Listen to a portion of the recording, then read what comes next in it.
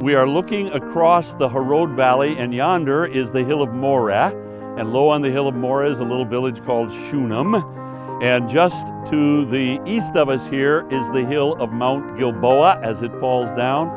And there are two hugely important stories here. The one is the story of King Saul in his final battle, the battle at which he'll die, and we're told that King Saul had his army, the Israelite army, here on the sides of Mount Gilboa, and the Philistines had gathered over here on the hill of Moreh.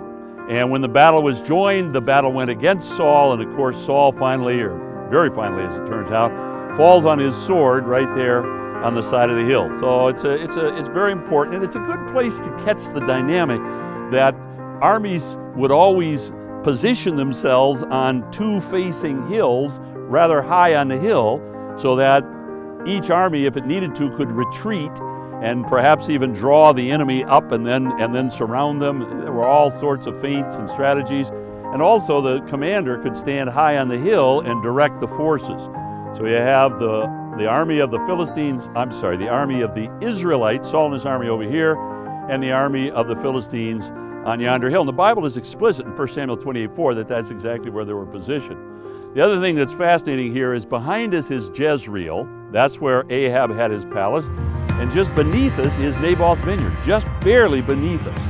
And the Bible says that a general in the army of the north was commissioned by Yahweh to wipe out the house of Ahab. And in 1 Kings, we read, 1 Kings 9, that he came riding down that valley.